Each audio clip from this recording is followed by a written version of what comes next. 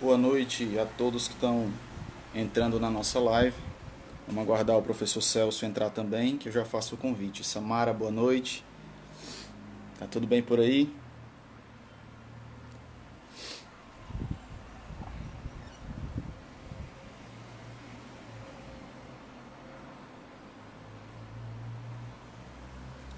Séries Fassarella, boa noite, Séries. Tudo certo, né? Eu tava com um pouco de medo aqui da minha internet, mas eu acho que vai dar certo. Deixa eu já convidar aqui o Celso.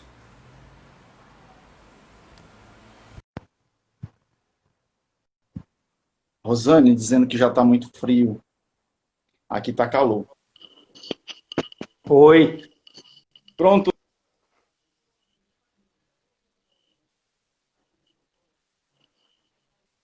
tudo certo. O pessoal vai dando feedback aí nos comentários, né? Acredito que a internet agora ficou melhor. A minha, troquei de servidor, vamos ver se dá certo.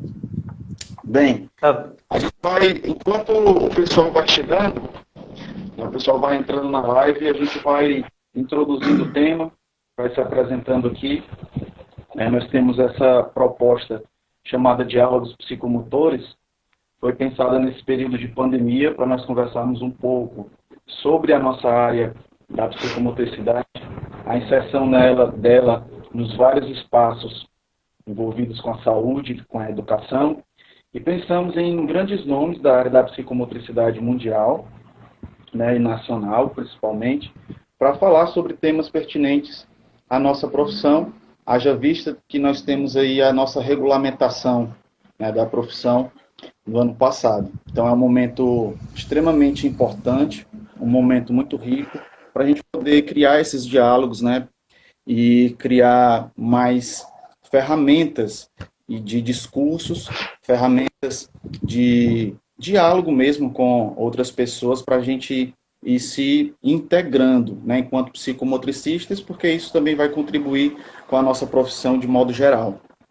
Bem, para quem não me conhece, eu sou o Gabriel Rocha, tenho formação em educação física, tenho formação em psicomotricidade e psicopedagogia, atuo na área de atendimento psicomotor a pessoas com deficiência, no recanto psicopedagógico, além de desenvolver projetos também na área da capoeira, com esse viés do desenvolvimento psicomotor.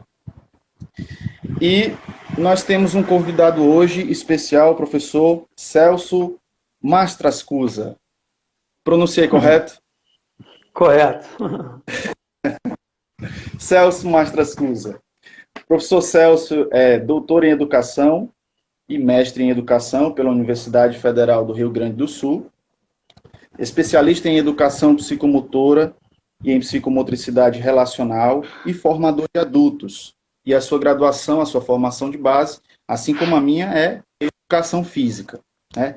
Então, Celso, nesse momento agora, onde nós vamos iniciar o diálogo, gostaria que você se apresentasse, né, mostrasse um pouco do seu trabalho, como você tem dialogado com a psicomotricidade na área da educação, que é o nosso tema, né, o corpo em relação na escola, como é que você vê esse tema e qual é a sua experiência nesse sentido. Bom, então primeiro eu queria saudar a todos, né, que estejam todos bem com os seus familiares, que a gente vive um momento bem complexo na atualidade, a questão da pandemia, e realmente a gente sofre bastante com tudo que está acontecendo. Então, gostaria de que todos estivessem muito bem com seus familiares. Isso é um desejo assim nosso. E que se cuidem, né? Porque realmente a situação aqui no Brasil não está nada fácil, né? E também saudar em especial algumas pessoas, primeiro agradecer o convite aí, né, Gabriel? A Samara, a Séries, que são pessoas que fizeram contato comigo, que Uhum. são do capítulo cearense, né, da BP. E dizer assim que estou bastante feliz em poder conversar com vocês, né, conversar com as pessoas que estão nos assistindo aqui também. E eu já vi que a Débora Garcia, que é uma colega aqui da Educação Física, já está na live também. Eu vi que o Espaço Transformação também está por aí, que é do Recife, né? A Deise, também a Deise Campos também está por aí, a Pamela, a Michele, que são duas parceiras aqui de Porto Alegre, minhas alunas se formaram agora na turma 1 de psicomotricidade aqui de Porto Alegre, e são nossas parceiras na Ser Global, que faz o desenvolvimento da psicomotricidade aqui no Sul. Então, eu queria saudar todos vocês e dizer assim que a psicomotricidade, ela é algo que foi entrando assim na minha vida depois que eu me formei professor de educação física. Eu fiz uma especialização em educação psicomotora. Isso no século passado, em 84, eu fiz a especialização em educação psicomotora. E a partir dali, continuei estudando, né? Aí conheci o André Lapierre em 1986, que ele apresentou um congresso aqui no Brasil, a Sociedade Brasileira de Psicomotricidade, na época, e que eu me filiei naquela época, na Sociedade Brasileira, e apresentei um trabalho lá naquele congresso também, sobre a paratonia e a sua relação com a dificuldade na escrita. Então, naquele momento, eu ainda pensava muito funcionalmente dentro dessa visão da psicomotricidade, muito mais pelo viés mesmo da educação física, da educação psicomotora.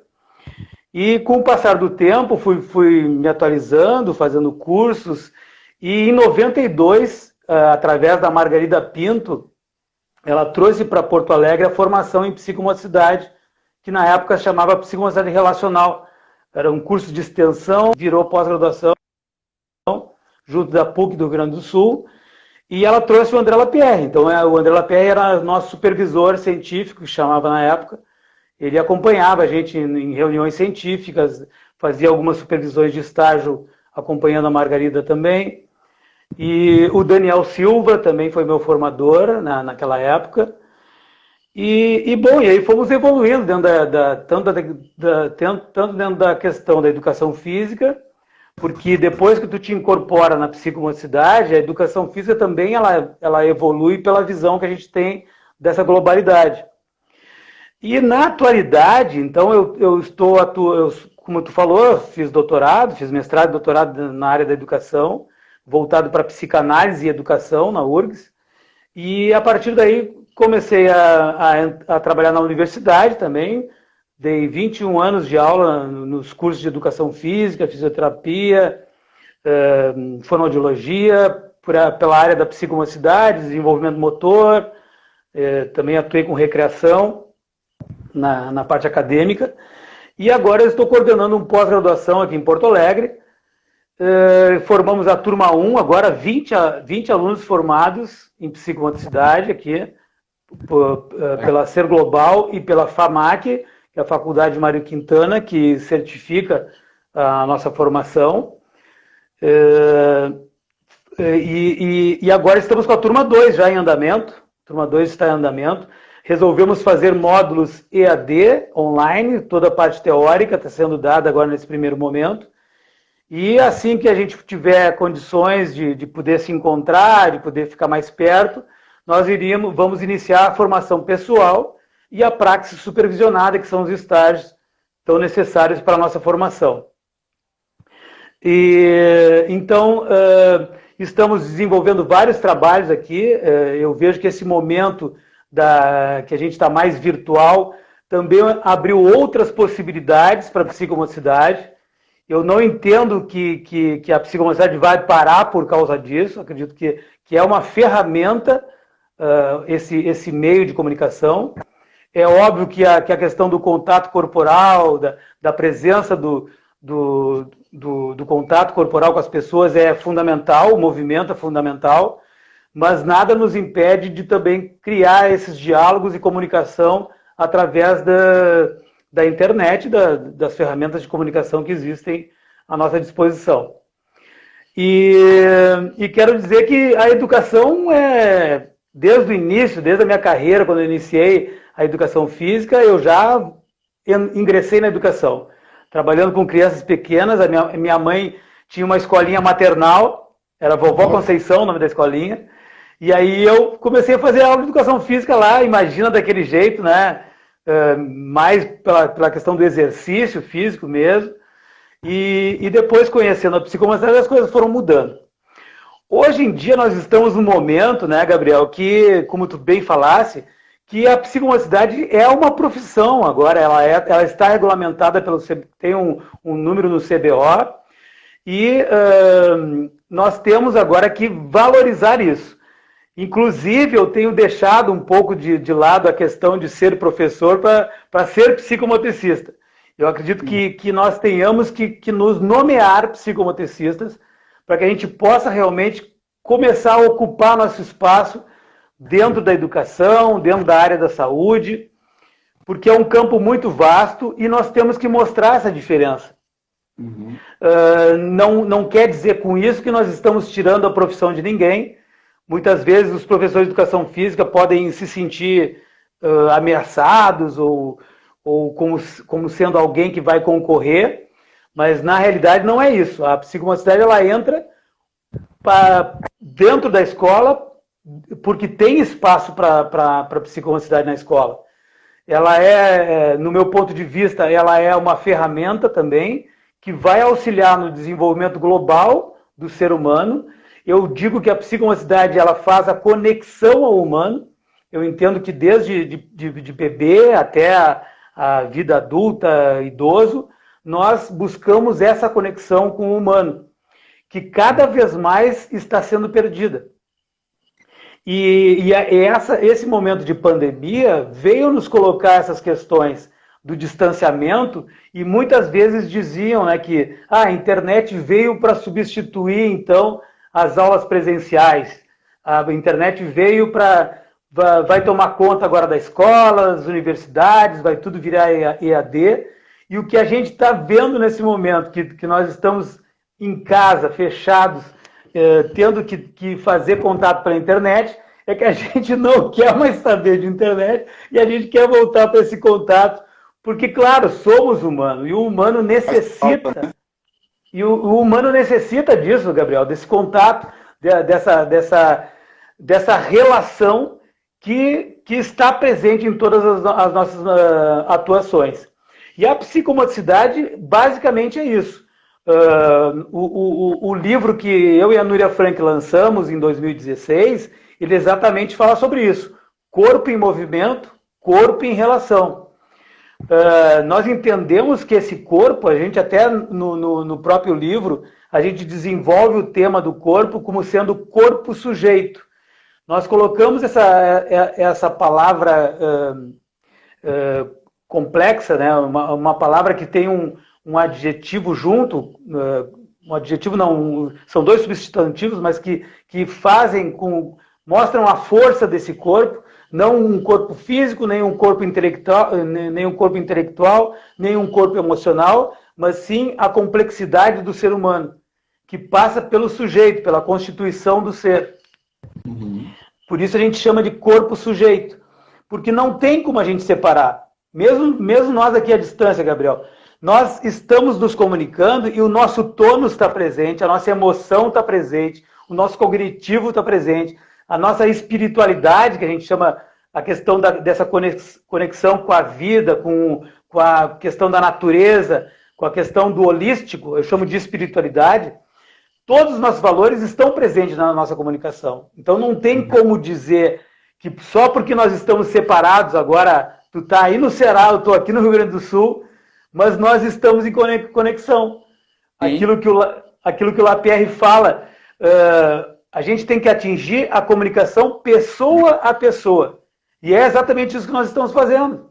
Nós estamos mantendo uma relação aqui, pelo olhar, pela voz, pela maneira como a gente está se posicionando. Eu estou falando e estou movimentando as mãos. Né? Então, cada um tem uma maneira de reagir de acordo com aquilo que está sentindo e que está tentando comunicar. Né?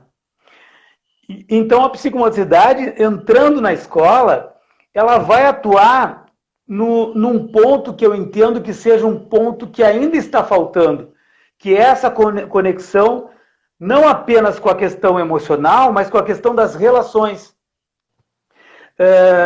E ela, como ciência, ela entra por todo esse viés. A questão dos conteúdos psicomotores, a questão dos conteúdos cognitivos, dos conteúdos dos valores que são desenvolvidos e a questão das relações também. Então, esse é um ponto onde a psicomotricidade entra de uma forma na globalidade do sujeito. Não sei se estou falando demais também, mas né, mais ou menos por aí que eu penso. A proposta mesmo da live é ser algo mais espontâneo, né? A gente tem um fio condutor, que é o nosso tema, o corpo em relação na escola, mas a live ela é mais espontânea mesmo. E à medida que vocês forem colocando aqui as dúvidas de vocês, as perguntas, na medida do possível também, eu vou fazendo os questionamentos para o professor Celso, tá? Mas eu acredito que esse preâmbulo ele ficou interessantíssimo e você tocou num ponto aí que é muito importante, que eu acredito que a nossa experiência mostra isso muito bem. A nossa, quando eu digo minha e sua, de professor de educação física, né? Porque nós temos historicamente uma formação na área da educação física, especificamente, dentro de um viés biológico, né, tecnicista, e nós, quando começamos a entrar em contato com outro tipo de conhecimento, que é um conhecimento mais ampliado sobre o corpo, né, como você trouxe aí o conceito de corpo sujeito, quando a gente estuda a fenomenologia de Merleau-Ponty, nós vamos compreender que o corpo sujeito ele é um antagonismo do corpo objeto, né, a objetificação dentro da escola do corpo do indivíduo ela existe por conta das relações que são descartáveis. A gente pode refletir isso de várias formas, né?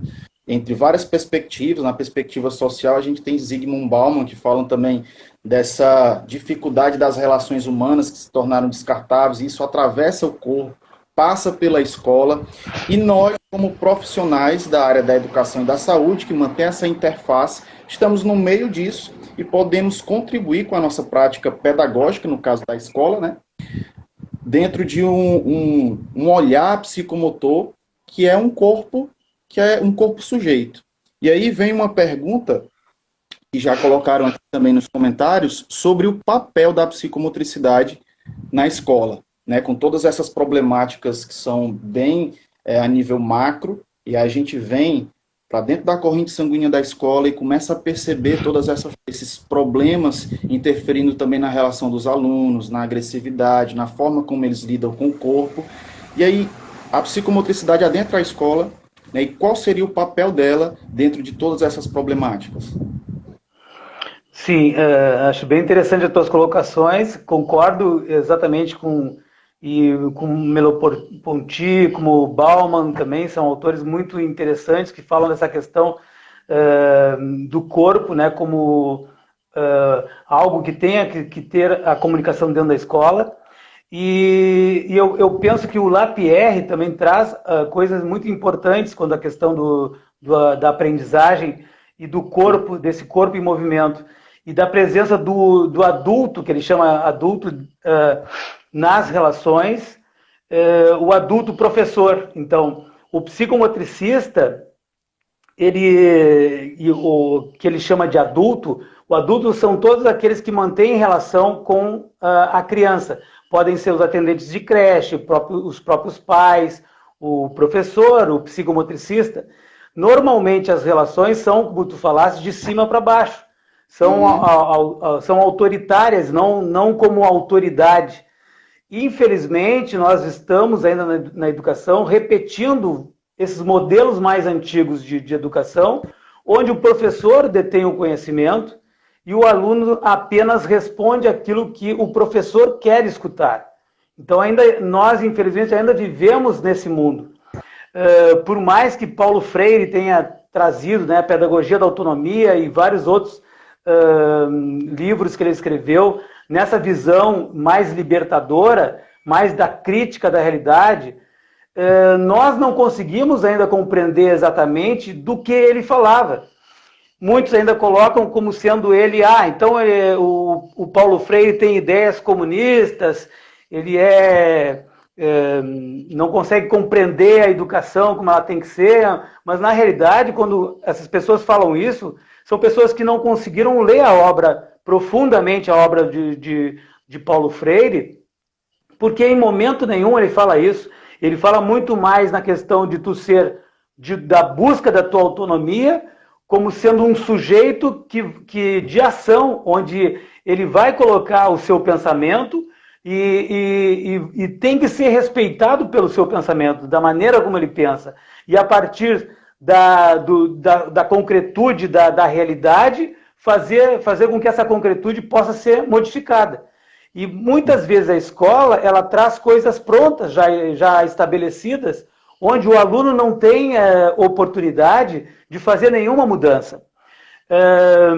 E o que acontece é que muitas vezes nós entramos na escola e quando ocorreu a parte do construtivismo também, quando apareceu muito isso, esteve em voga nos anos 80, 90, houve também ali naquele momento um momento de atrapalhação, vamos dizer assim, na maneira como se estabeleceu essa coisa, porque se dizia muito, então agora é só parte do aluno, é o aluno que vai dizer como é que se faz, tem que esperar para o aluno responder e aí a partir daí que vão se fazer as construções do conhecimento. E não era por aí, se estabelecia exatamente na relação, não está nem no professor, mas também não está só no aluno, ela deve estar na relação, e é isso que eu acredito.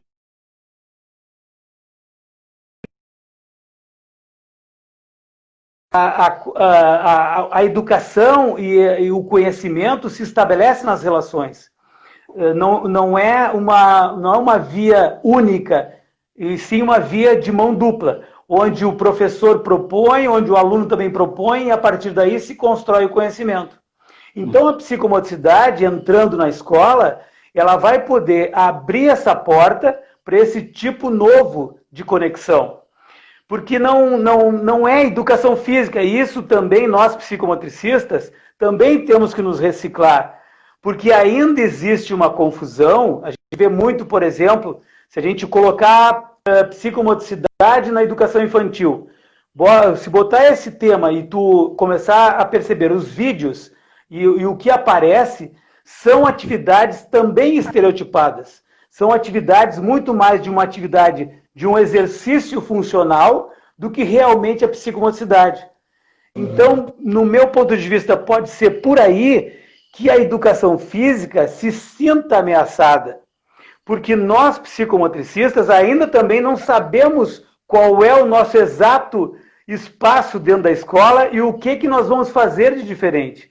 Então, no meu ponto de vista, é esse o momento de mostrarmos a diferença.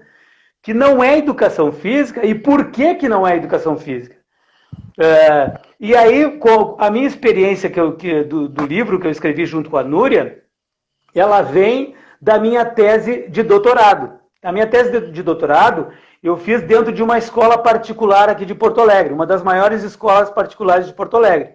Eu acompanhei durante um ano inteiro uma turma de primeiro ano do ensino básico, do ensino fundamental. E essa turma, no primeiro semestre, eu fui acompanhando todo o andamento das aulas, desde a aula de educação física, a aula de música, todas as aulas que a gente tinha de informática, na própria sala de aula, fui acompanhando toda essa turma. E no segundo semestre, aí eu entrei com a psicomotricidade, com as atividades mais práticas, né, dentro da psicomotricidade, com essa turma. E o que eu percebi é que os professores deveriam ter uma escuta melhor do aluno. Muitas vezes o professor coloca um rótulo sobre a turma, sobre determinados alunos, como sendo os mais agitados. O aluno que não para quieto. Então, sempre colocando no aluno o problema, e não na maneira como eu estou enfocando a minha aula. Tu entende? E a psicomotricidade, ela te dá essa possibilidade de fazer um trabalho mais aberto e mais conectado com essa possibilidade de relação. Porém, e é aí que está a grande questão, porém, nós temos que não entrar somente pelo lado do afeto, pelo lado da relação, que muitas vezes a gente também escuta. Para mim, existem dois discursos bem presentes na área da psicomotricidade. De um lado muito e o outro de um lado muito da emoção, do afeto. E parece que eles estão desconectados. Então, no meu ponto de vista, nós temos que unir isso, e é esse o trabalho que a gente faz. Então, quando eu coloco, quando eu proponho a psicomotricidade na escola, ela vem por trás de toda uma metodologia e de uma teoria que embasa, no mínimo, quatro bases de áreas que nós temos que atender. A primeira área é a área socioafetiva, que eu chamo. A segunda área é a área psicomotora. A terceira área, a área cognitiva. E a última área seria a área da espiritualidade, que é essa conexão com a vida, com a natureza. O homem não é separado da natureza, o homem faz parte da natureza. Então, quando eu proponho uma atividade, uma aula de psicomotricidade na escola, essa aula tem que estar nessa complexidade. E para isso, tu tem que estar embasado teoricamente, tem que ter uma formação pessoal que te garanta a possibilidade de manter uma relação com o teu aluno, que possa decodificar as mensagens que são enviadas pelaquela turma, por aquela turma de 15 alunos, de 12, 13 alunos que a gente trabalha normalmente. E, além disso, desenvolvidos cognitivos de desafio do lógico, de busca de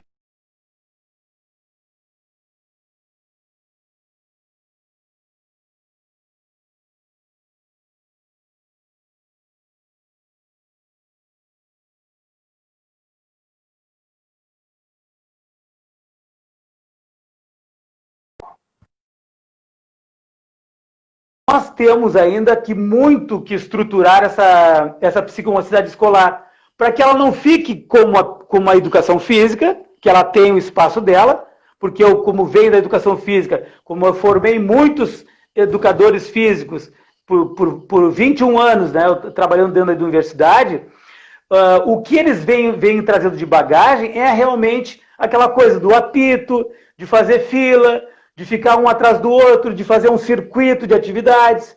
Então, o circuito de atividades, o circuito psicomotor, ele não é psicomotricidade.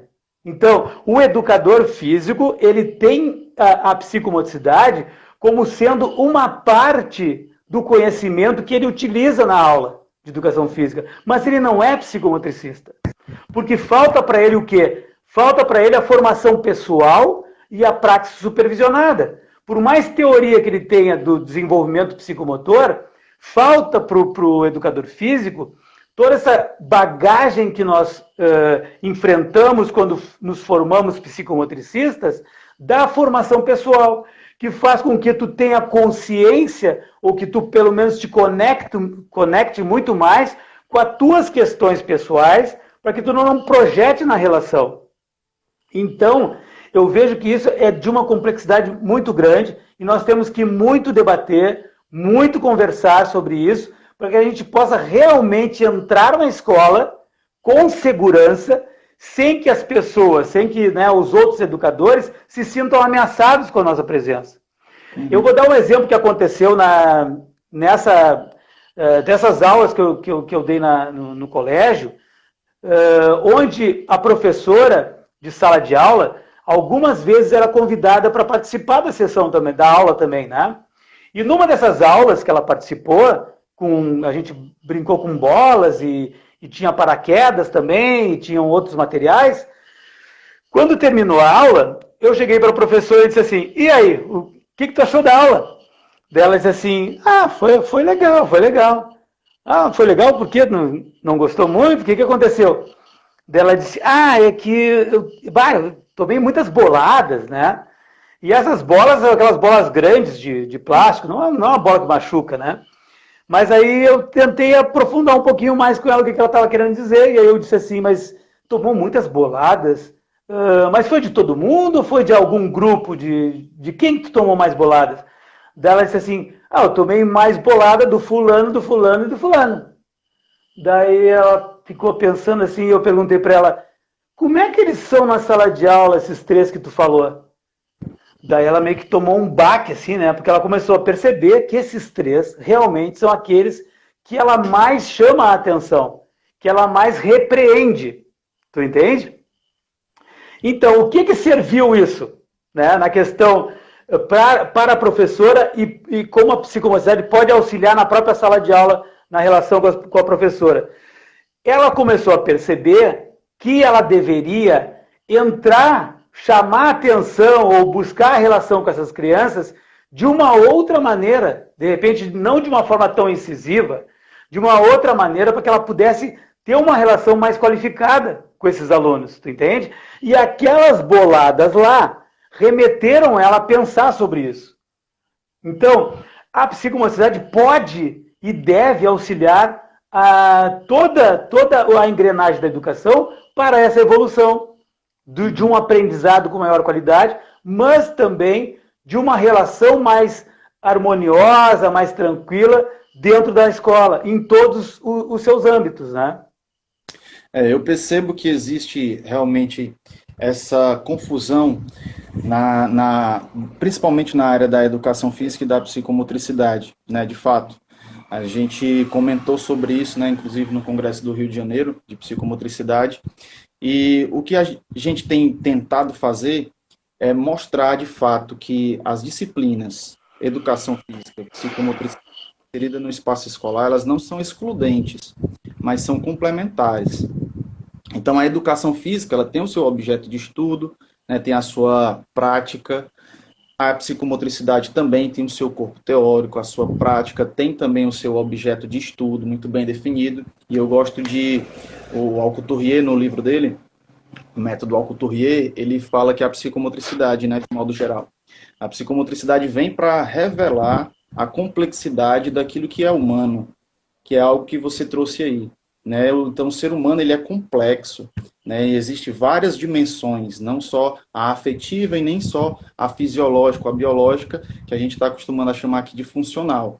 Então, a psicomotricidade, ela integra todas essas dimensões e, na sua prática, ela vai atingir o ser humano através do seu corpo e vai ter implicações nessas várias dimensões. E eu queria só abrir um parênteses aqui, porque você citou o livro também, e esse livro eu comprei, inclusive estou até aqui com a sua dedicatória do Rio de Janeiro. Obrigado. Valeu, Gabriel. Eu li o livro e, assim, uma coisa que eu acho muito interessante no livro é que a proposta é realmente mostrar essa complexidade do que é o ser humano, né? Você traz ali uma concepção teórica sobre cada abordagem dessa que você falou, né? Fisiológica, tem a parte mais funcional realmente, tem a parte mais afetiva e subjetiva, que tem que ser levada em consideração também, e a proposta do livro traz também, dentro de uma linguagem acadêmica, científica, mas trazendo também filosofia, poesia, trazendo outras linguagens, né, literatura, para a gente entender também que a linguagem científica ela pode também convergir ou criar interfaces com essas outras linguagens, porque a linguagem ela atravessa o corpo também. Então, o corpo também fala, né? E já, fechando esse parêntese sobre o livro, a formação do professor, né? Então, você falou aí que é necessário que os professores tenham essa percepção ou essa sensibilidade de perceber os significados das ações dos seus alunos. Uhum. Então, como é que está em Porto Alegre, ou pela sua experiência a nível nacional, a formação desses professores nesse sentido de criar ou de gerar essa sensibilidade perceptiva, né, um olhar psicomotor mais apurado para as questões que às vezes passam despercebidas? Bom, primeiro deixa eu mandar um abraço para a Vani, que é lá de Bento Gonçalves, está participando aí da nossa live também. A Pamela colocou ali que nem o adulto nem a criança como centro da educação, mas sim na relação entre os sujeitos. E é exatamente isso que a gente estava debatendo no nosso grupo de estudo. A gente tem um grupo de estudo sobre Sua Majestade o Bebê. Nós estudamos o bebê na sua complexidade, na sua dia de mãe-bebê, porque nós também atuamos na clínica e nós temos um projeto para ser implementado agora, brevemente, assim que a gente conseguir retornar, né, na condição de contato corporal mais próximo. Nós vamos iniciar esse projeto aí. A Michele está junto do projeto, a Maiara também. e está entrando a Paula também agora para fazer parte desse projeto. Então, eu queria só primeiro saudar aí o pessoal e dizer assim, Gabriel, que essa tua pergunta é muito importante, bastante complexa, e o Brasil, em especial, nós brasileiros aqui com a Psicomotricidade, que recém tem 1 ano, né, da sua CBO, eu faço parte já há bastante tempo da Sociedade Brasileira de Terapia Psicomotora, naquela época lá de 86, aí depois por muito tempo fiquei também distante por vários fatores, mas sempre continuei estudando a psicomotricidade. E agora retornei de novo para a ABP, Associação Brasileira de Psicomotricidade, fiz parte do congresso, fazendo a avaliação dos temas que foram apresentados lá no congresso do Rio de Janeiro, agora em 2019, e faço parte da comissão científica da Associação Brasileira Regional Sul. Então eu entendo que nós, psicomotricistas, e nós que estamos à frente, né, estamos juntos, né, com todos da Associação Brasileira de Psicomotricidade, nós temos muito a debater, Gabriel, e muito a estudar. Porque o que acontece, no meu ponto de vista, existe uma confusão ainda, inclusive teórica, do que realmente é a psicomotricidade no Brasil. Nós temos aqui vários tipos de abordagens, vários tipos de formações, e isso, claro, que pela pluralidade sempre é bacana, sempre é interessante ter essa diversidade. Porém, os psicomotricistas ficam muito confusos com isso. Eu, no congresso de 2019, no Rio de Janeiro, várias pessoas vieram conversar comigo e diziam assim, mas qual formação eu faço mesmo? Eu vou para essa aqui, eu vou para essa lá, esse tem esse nome, esse tem esse outro nome, tu entende? E isso traz uma certa confusão que nós, da associação, nós vamos ter que pensar sobre isso. E é uma coisa que eu estou exercitando lá em Porto Alegre, com as pessoas que eu estou formando. Nós lá, nas nossas turmas, estamos dizendo assim, nós formamos psicomotricistas e ponto. E essa reflexão veio muito por causa da Núria Frank. Em 2015, quando eu trouxe a Núria Frank para Porto Alegre, eu tinha encontrado ela em 97, depois disso não tive mais contato nenhum com ela, e aí eu fui pela internet, comecei a buscar onde é que está a Núria Frank e consegui descobrir. E aí trouxe ela para Porto Alegre, fizemos um encontro lá, e a partir daí nós começamos a escrever, fizemos um livro, lançamos em 2016, e no livro está escrito ainda psicomotricidade relacional, no livro está escrito ainda isso, mas nós agora não colocamos mais o termo relacional, nós colocamos psicomotricidade e ponto. Isso muito também, não desmerecendo nenhum tipo de formação, não é isso, mas para que a gente possa realmente começar a criar um corpo teórico mais, vamos dizer, firme e mais contundente no sentido de, afinal, o que é a psicomotricidade e do que nós estamos falando. E a Núria muito conversou comigo sobre isso, né? Porque eu dizia, mas por que tu não fala em psicomotricidade relacional mais? E aí ele diz, quando eu chegar em Porto Alegre nós vamos conversar e nós vamos ver, né?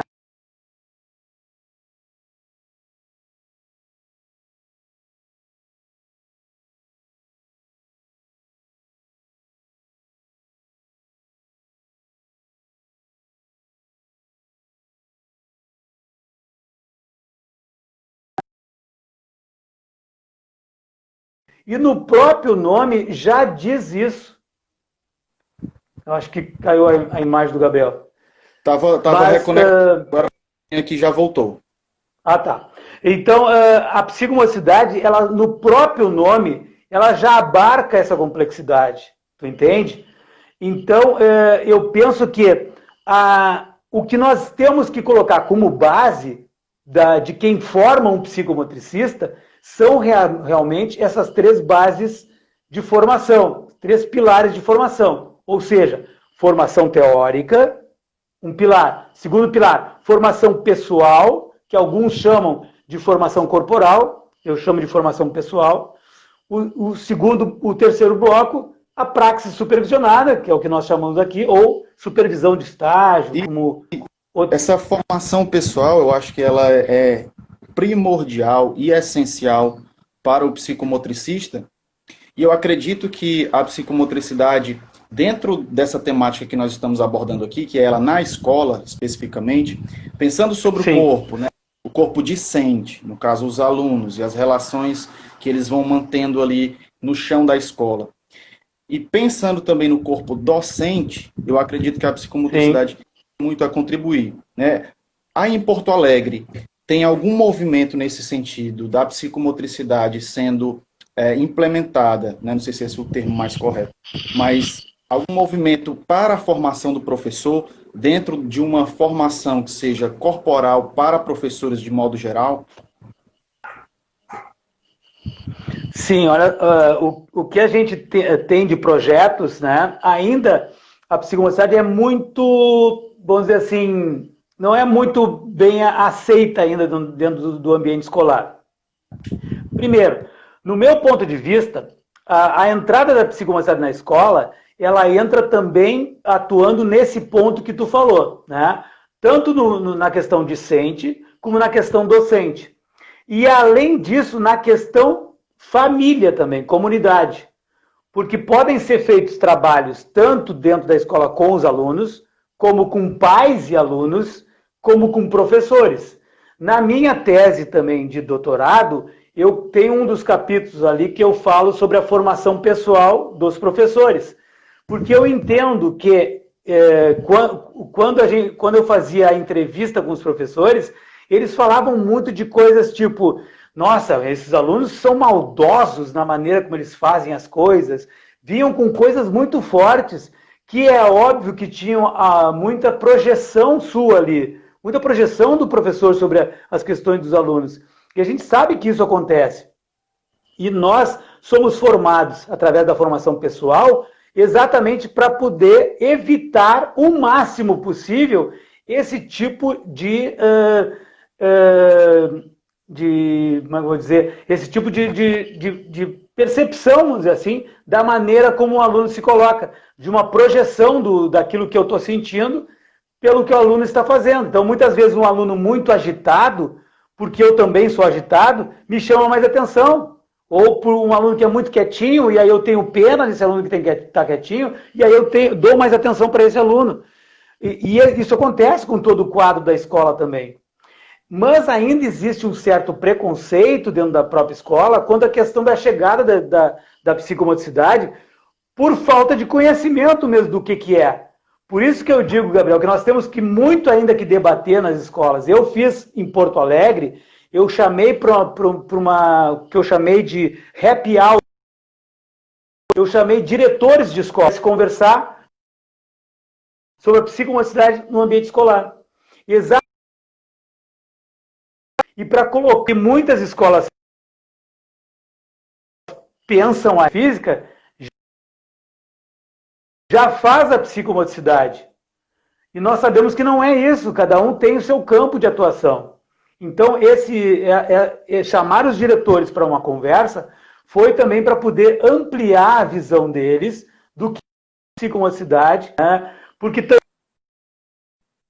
também existe uma coisa, os próprios psicomotricistas, que parece que o psicomotricista, então, é aquele que abraça, é aquele que sabe acolher, é aquele que sabe olhar a parte mais emocional. E bem, isso faz parte, não é algo que nos destaca por isso, tu entende? Nós temos que entender que o que nos dá consistência tem que ser também as questões que nos baseiam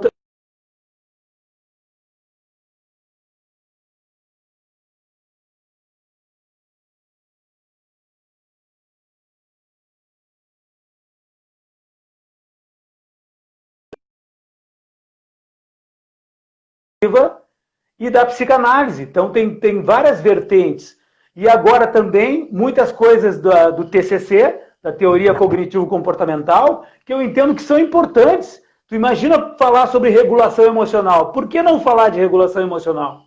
Por que a psicomotricidade não pode entrar, ou não pode entrar, não, ela entra na questão da regulação emocional?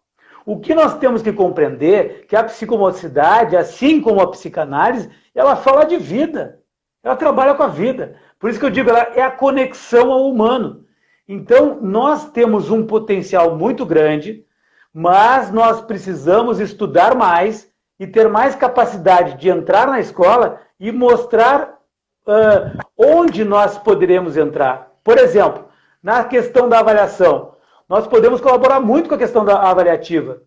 Nós estamos ali, quando a gente, por exemplo, a proposta que a gente traz do jogo livre espontâneo, que é o que da base de André Lapierre, e que muitas pessoas deturpam isso e pensam que, bom, então não acontece nada a não ser ficar jogando, ficar correndo para um lado e para o outro.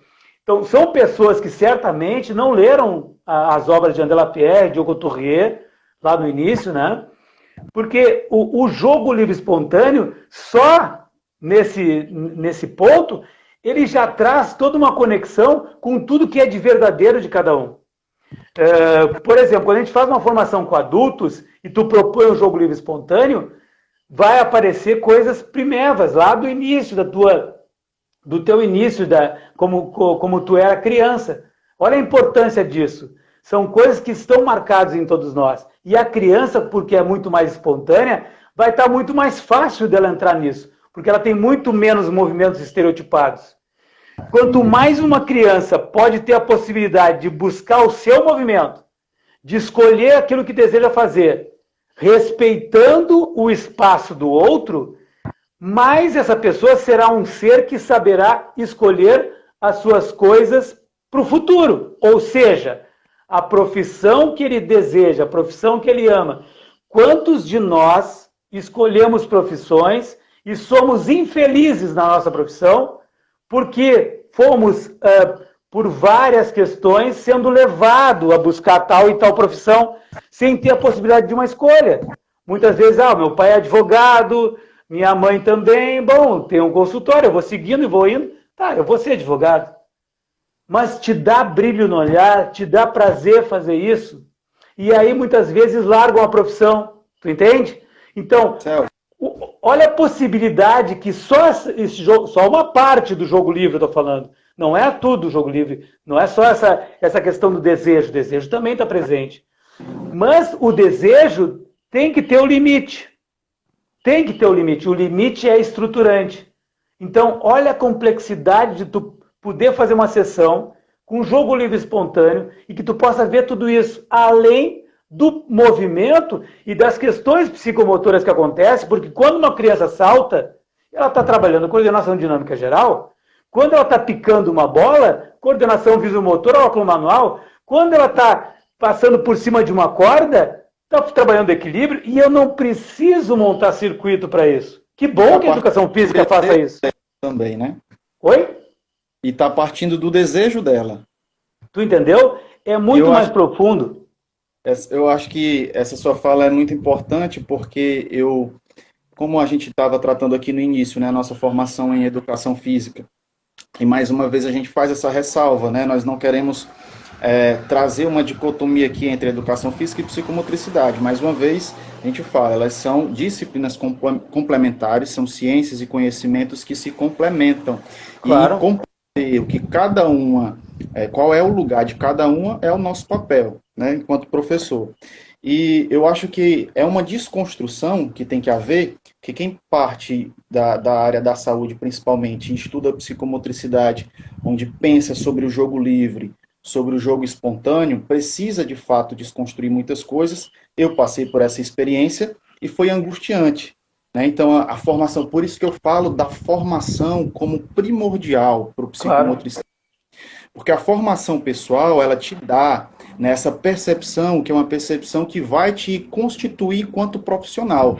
Exato. E aí você começa a perceber, porque na escola, principalmente, nós temos essa ideia de que nós temos que dominar.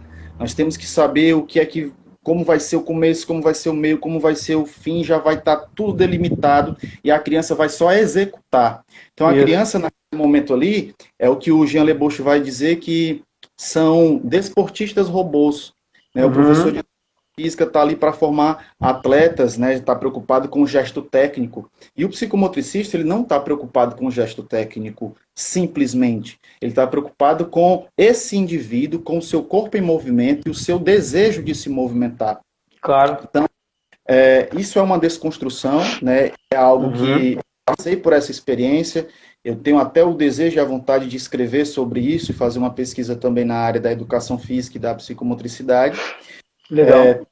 Celso, não sei se você tem um conhecimento é uma série de vídeos no YouTube chamado Território do Brincar. São de educadores que fizeram um trabalho, um documentário, contando essas experiências exitosas do brincar na escola de modo espontâneo.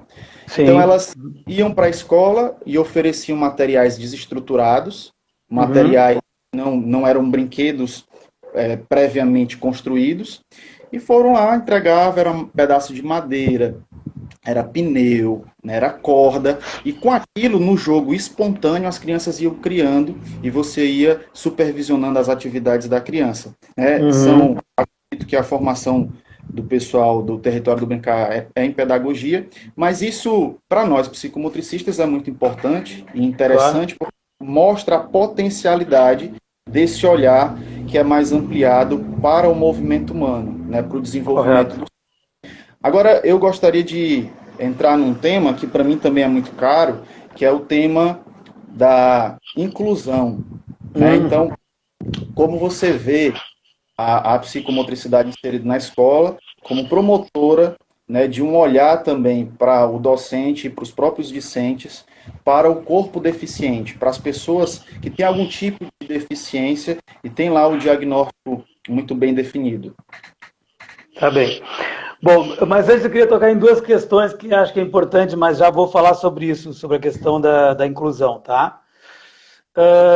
Bom, primeiro eu queria falar sobre a questão do gesto técnico, tá? É algo que eu trabalhava muito dentro do curso de educação física, porque eu sempre pensei e sempre atuei como professor de educação física, evitando o gesto técnico, sempre pensando na globalidade, mesmo dando aula de educação física. E a questão do brincar também é algo que eu utilizo e utilizava muito quando dava aula de educação física também. Mas afinal, então, se a psicomotricidade também não trabalha com a questão do gesto técnico e trabalha com brincar, afinal, então qual é a diferença? O educador físico pode fazer isso, tu entende? Então, é aí que eu penso que tem que ficar a marca do psicomotricista. Nós nos diferenciamos exatamente por passar por essa formação pessoal, por passar por uma prática supervisionada, onde vai colocar o adulto, o psicomotricista em questão. Aqui em Porto Alegre, eu tenho feito com as minhas alunas o que eu chamo de ponto de atenção. Eu sou o formador pessoal, junto com a Núria Frank, que também vem da Espanha e faz a formação com elas. Eu coloco o ponto de atenção para cada uma delas. O que é esse ponto de atenção? O ponto de atenção nada mais é do que algumas situações onde se repete determinadas questões da própria personalidade do sujeito na formação pessoal. A formação pessoal, para quem não conhece, são atividades através do jogo livre espontâneo, com materiais, onde vão acontecer várias situações. Não tem algo pronto, existe, claro, pode existir um roteiro, mas não é nada pronto. Esse roteiro pode se modificar de acordo com as articulações que vão acontecendo dentro da sessão. E nessa articulação e nesse movimento aparecem situações. Por exemplo, tá? Vamos dizer, uma pessoa que consegue brincar muito nas questões agressivas, da agressividade, mas não consegue entrar nas questões mais de mobilidade, mais questões de proximidade do outro. Bom, então aí nós vamos, o que eu faço? No final da sessão, eles fazem um relato daquilo que viveram, certo? E aí o que eu faço? Eu vou pegando esses relatos durante um tempo, vamos dizer, sei lá, 5 sessões, aí sentamos com cada um dos formandos, e nós começamos a analisar tanto o discurso escrito, como o discurso que eu tenho observado da questão da decodificação das mensagens na formação pessoal, e a própria percepção dele, que ele vai começar a falar. Então, o ponto de atenção não é algo que eu coloco, mas é algo que nós construímos. Tu entende? Então, daqui a pouco, esse sujeito vai esse educando, esse aluno vai perceber que o ponto da agressividade vem muito mais por uma questão de imposição de uma figura paterna que era muito incisiva, do que simplesmente porque ele é muito agitado, porque ele é hiperativo, tu entende? Então começam a aparecer pontos de atenção que são além da própria brincadeira.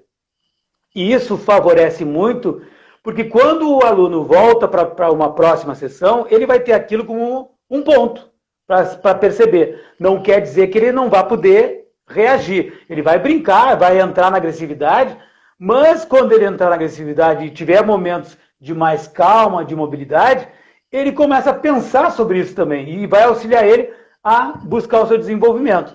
Então, isso são pontos que na formação da educação física não acontece, tu entende? Não tem como. Então, para mim, a grande diferença do psicomotricista é como ele se coloca na sessão, na aula.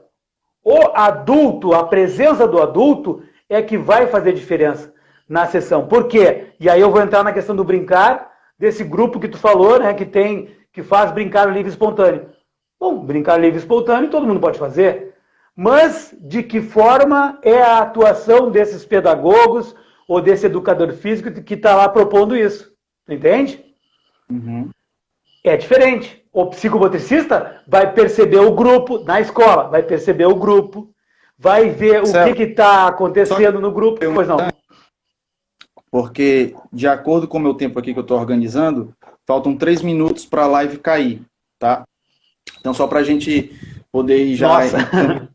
Para a gente terminar muito rápido, né? A gente tá bom, tranquilo. Falar para conversar, né? E é um sentimento que todos estão demonstrando, tanto os espectadores, como nós também aqui da diretoria da ABP. Sim. Né? Porque o tempo é muito curto e a gente vai conversando e a gente sempre fica com aquele gostinho de quero mais, mas isso também dá ensejo para a gente fazer novas lives. Claro, né? É bom. Mas, só para tocar então no ponto da inclusão, já vamos buscar fazer uma finalização. Então, rapidamente, a questão da inclusão é algo que me toca bastante. Na minha tese de doutorado e na minha de mestrado também, eu fui pelo tema da inclusão, baseado num dos autores ingleses, Peter Mittler, que escreveu sobre educação inclusiva, o tema dele, e ele traz muito isso, de que até hoje não encontramos qual o melhor termo para tratar de inclusão. Alguns falam de necessidades especiais, de deficiência, dificuldade, transtorno, mas nós não achamos ainda o termo adequado para se colocar, e eu concordo exatamente com ele. Eu penso assim, que nós, por exemplo, se tu está trabalhando numa escola, nós estamos trabalhando com crianças, por exemplo, ou com adolescentes, ou com pré-adolescentes. Nós não devemos colocar uma pecha ou um rótulo. Eu tenho uma turma que tem um cadeirante. Eu tenho na minha turma um autista. Eu tenho na minha turma um síndrome de Down. Bom, não. Nós temos numa turma crianças. Crianças com diversas possibilidades. Porque nós trabalhamos no viés da possibilidade e não da dificuldade. Pouco me importa a dificuldade, me interessa o que ele pode fazer.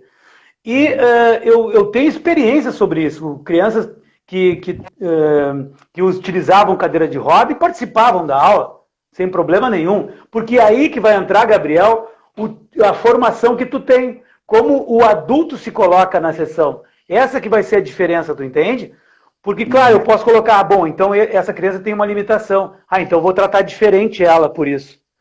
Por exemplo, eu estou utilizando óculos aqui. Eu tenho deficiência visual. E por isso tem que ser tratado diferente. Tu entende?